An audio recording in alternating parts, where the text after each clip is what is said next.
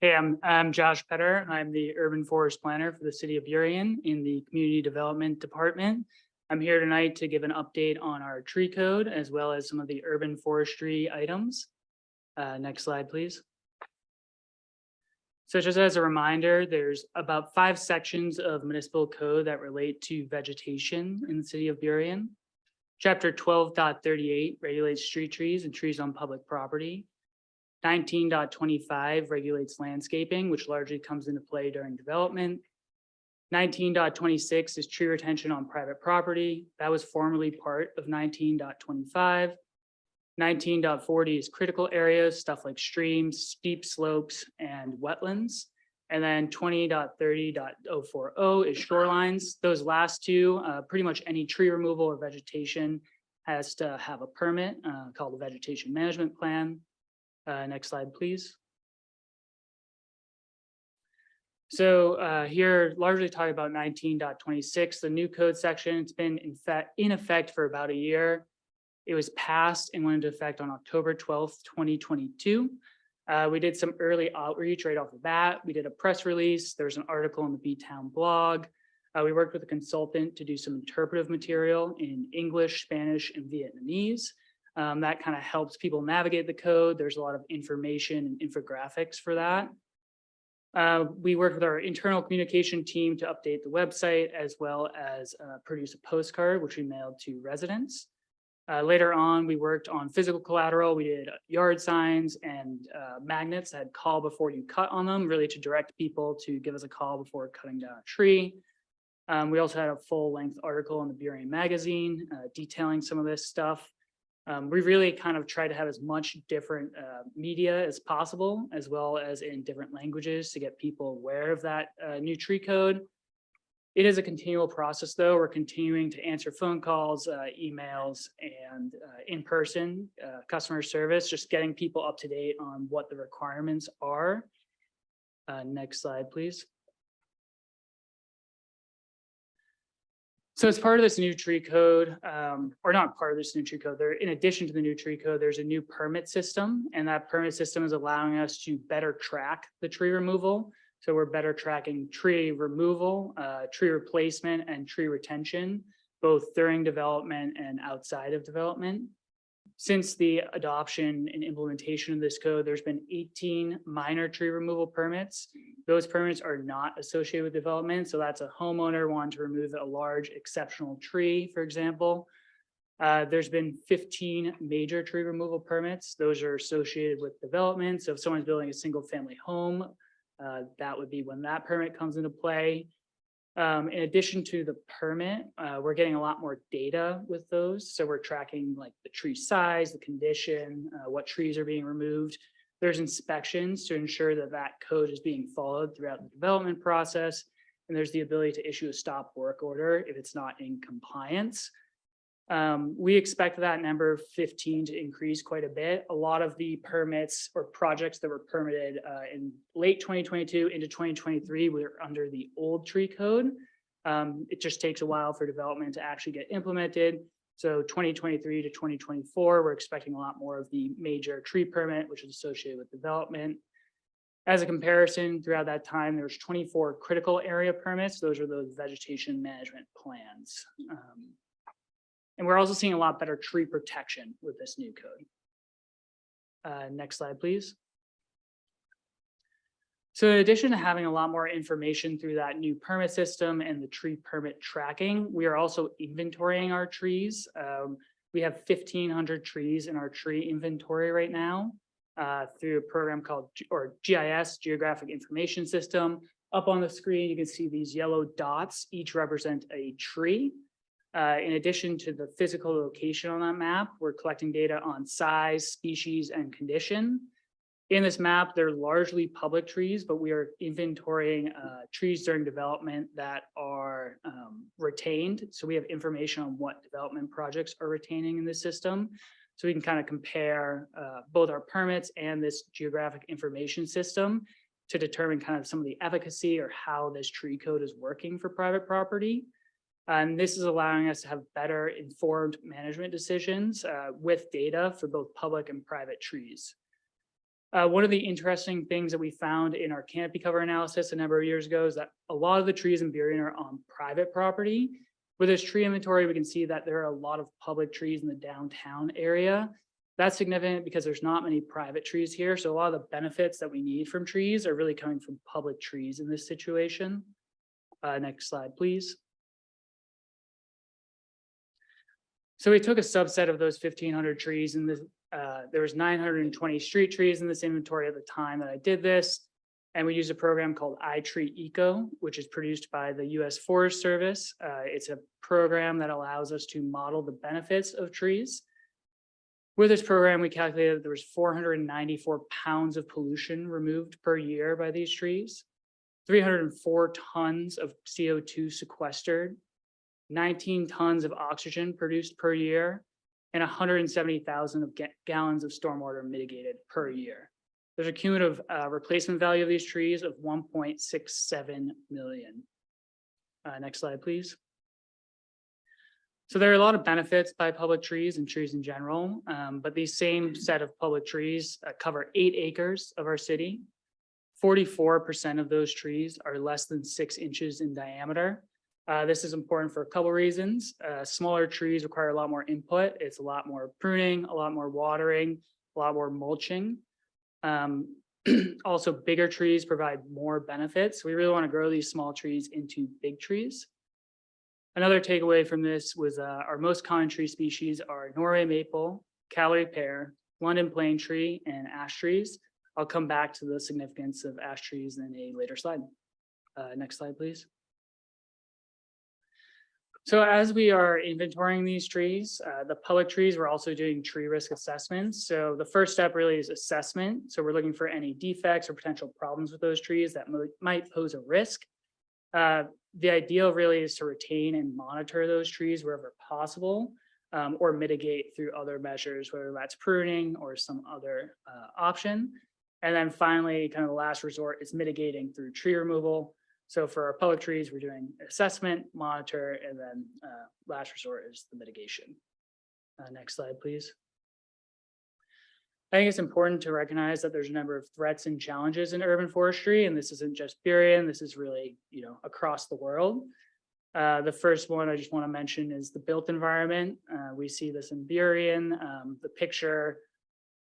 This picture is a picture of an oak next to a sidewalk. There's a little bit of sidewalk uplift there.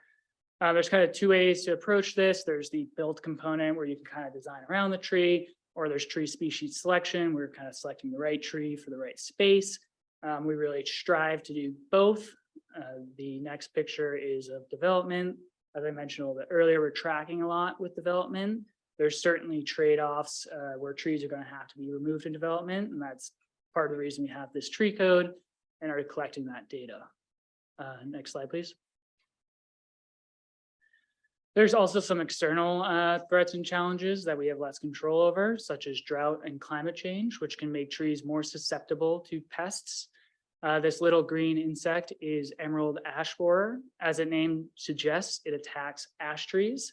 The mortality of ash trees is pretty much 100%. As I mentioned in an earlier slide, we have a lot of ash trees. It's one of the most common trees that we have in Burien for street trees. It was recently found in Portland, Oregon. If someone brings up a load of firewood, we'd have emerald ash borer here, and we'd expect pretty much entire mortality of our ash trees. As a specific example, the trees on 152nd are largely ash trees. If this insect gets here, 152nd could look a lot more like 153rd. Next slide, please.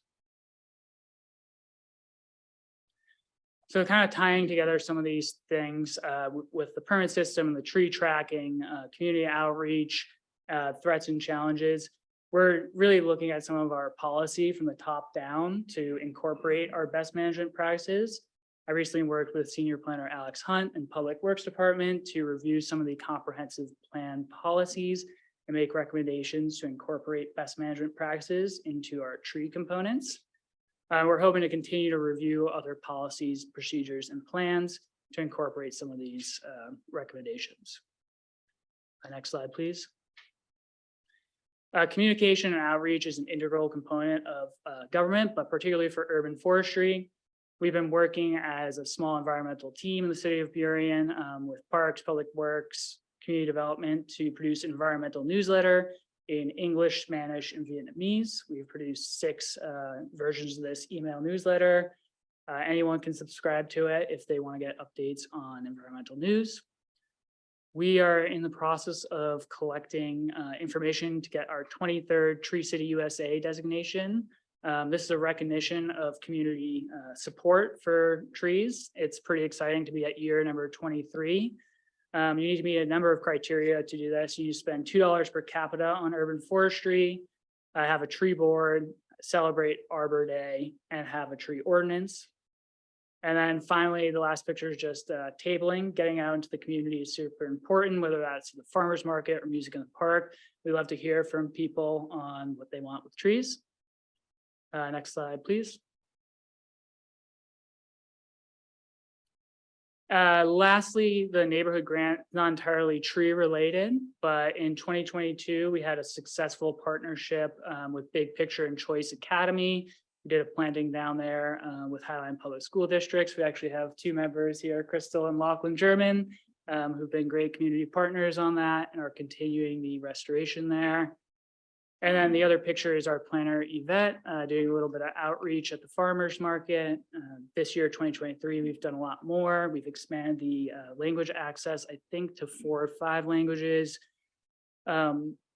And we had a lot of interest this year. We're in the process of allocating the awards this year and hoping to roll things out even earlier in 2024. Next slide, please. I know that was kind of a lot of different things, but is there any questions?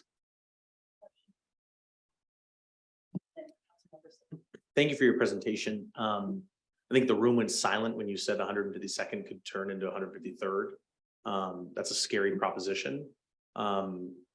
What do you need resource-wise from us to grow tree canopy, but also strengthen what we already have? So I guess I don't have a specific proposal at the moment. Certainly funding is always a component, planning is a component. The only way really to combat this is with insecticide, which is injected directly in the trunk. It has to be done every year. It's not really my recommendation to do that. So really the first step would be to develop a plan in which we'd kind of lay out more of like a funding component for that. But yeah, I mean, part of the reason I brought it up is it is a serious proposition. Yeah, and this is related to the number of ash trees and kind of the diversity or lack of diversity of the city trees. How did we originally get the city trees that we have? And obviously all of them are going to phase out over time. Do we have a plan in place for, do we have a different cross-section of trees that we would like to replace them with? And my other question is, in that inventory of the 1,500 trees, was that you? You were just out there 5 trees a day all year, inventory trees? Yeah, more or less. Some of those trees are inventoried through development, so that would be really collected by an arborist who's like working on that project. I bring those into GIS, so I'm not inventorying those ones, but our public trees, yeah, I inventoried those. Thank you. The first question I think was the planning component. Yeah, we are looking at that. We do have a downtown street tree plan. I'm looking at that and working with Alex a little bit on that and Maya. And so yeah, we are considering that. And one of the rules of thumb is diversity. You don't really want more than 10% of a species, 20% of a genus, or 30% of a family. So yeah, we are. And that's a tree species, tree genus. So like ash is a genus of trees.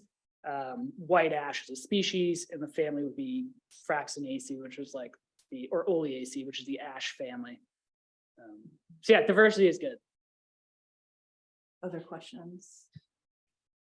I have one. Is there an intentional look at the trees under the flight path? Because you mentioned how they absorb pollution. So do we have a specific focus on that at all?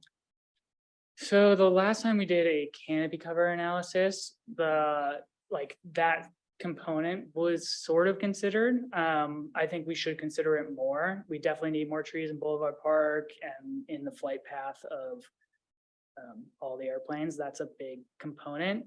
There are some height restrictions on trees, so that's one other thing we need to consider. But yeah, removal of air pollutants is definitely a big thing. We haven't specifically looked at that, but we know that we need more trees there.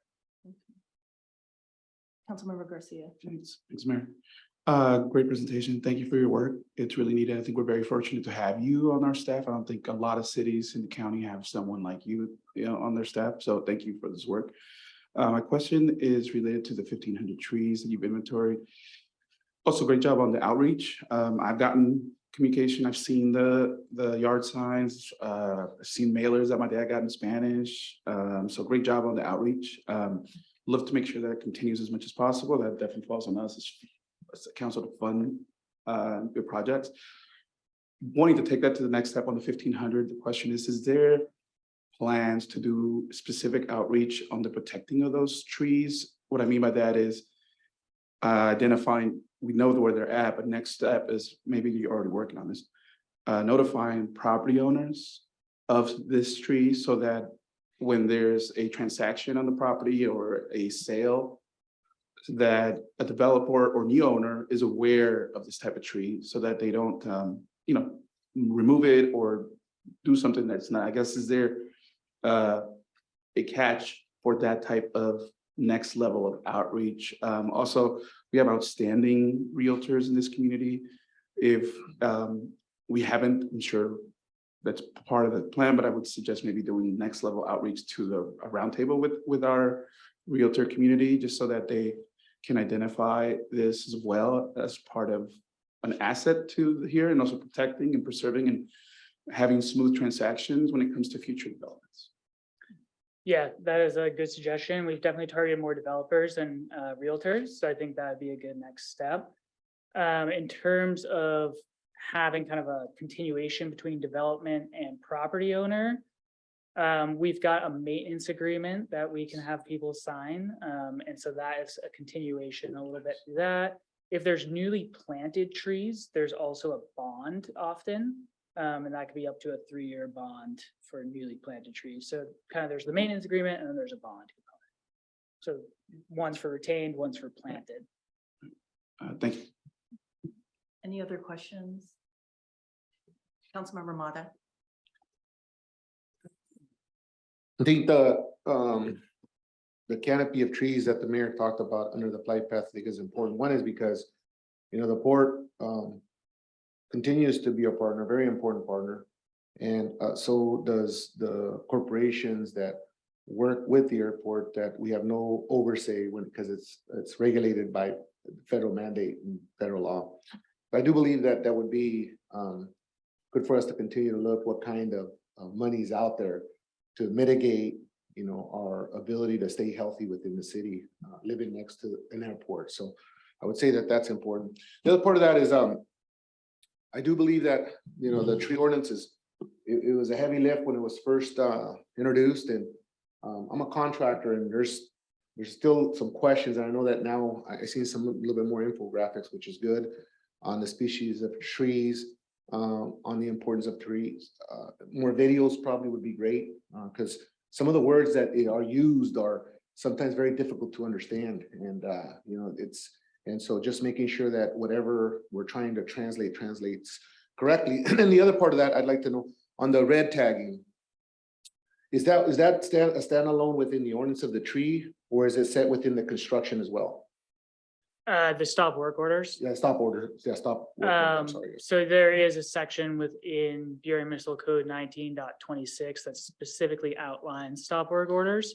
There's a separate one in our building code, I believe. And kind of just adding on to the flight path component. So I'm doing some body work, but there's a lot of work done under the Green Burien Partnership by Gabby Gonzalez, Maya Clem, Parks Department, other people. I'm not the only one doing tree related things. So there certainly is other community partners and other staff working on some of that stuff. Yeah, I remember while I've been on the council, there's been several people that they used to give away trees, right? Because trees are pretty expensive to buy. And so I know, I just haven't heard of it. Ventura, think is what it is. So I don't know if we still got an active partnership, but I think they're a great organization. But as far as the two stop order on, I vote for ordinances to make sure that we're working on behavior of sometimes of community members when it comes to making sure that their home is nice and tight, to make sure that no rodents are around, or making sure that when we do the stop order, work orders, that it's to make sure that we're changing behavior, because money tends to, kind of change behavior. You get people's attention, but also it's not to affect working class people who, it's a middle class, working class community. And so I want to look at some of the fines, right? So I would like to see if I can get a copy of that section of the stop order, the stop work order, when it comes to the construction side of that, and also the tree side, to make sure that they're not contradicting each other. The reason I say that, there's been a couple of ordinances in the past that I've supported, and I've seen how it's affecting several families here recently when it comes to the monetary part of that. And when we started getting into some of this legislation, it was to make sure that the people that are being vicious and not having places where people should be living, and making sure that they were correcting their behavior. But some of these corrections of behavior are costing a lot of money. And I want to know, when we start looking at penalizing behavior, I think I want to pay a little bit more attention to that. So on this particular one, I want to look at that part. If I can have a little bit of information sent to me from your department, that would be great. Thank you. Yeah, we can do that. And I have a question on, there were a number of trees where the H line is now on 128th and Ambon. And I know the H line was a work by the county. So did we have any influence about those trees going down? I'm just curious. So I'm relatively new here. I've been here March 1st, 2022. So I think that was before me. Okay, looks like Maya knows. We had some review of the tree plan for Ambom. Many trees, because the space were not replaced at that location, but in further locations, like up in the S curves where we've added a significant number of trees up there. I don't think you were here at the time, so I didn't have a Josh to review tree types with, but we had worked with expertise from the county to evaluate those. Thanks, Maya. Madam Mayor, if I may, I think, Adolfo. just to support Josh, he's done an excellent job, a team of one. He's made as much as he can from the resources that are available from the city and also partners of the community. But just to echo some of what Josh has mentioned about the EAB, the Emerald Ash Borer. But Josh and I have experience in the state of New England where the EAB has infested town forests throughout the entire state. There is a considerable effort on a state level to address the issue. And I just want to again echo what Josh has mentioned. As council starts to review its state legislative agenda and platform later this month or early next month, that it consider some form of legislation to encourage mitigating the transporting of the EAB through firewood in different communities, because it would have a devastating effect to us here in Burien as it has in other states. So, but it is managed on a state level in other states, and because it's so much more prevalent there than it is here, but it will eventually get to that level here in Washington. Thank you for that information. Well, thank you, Josh. Thank you.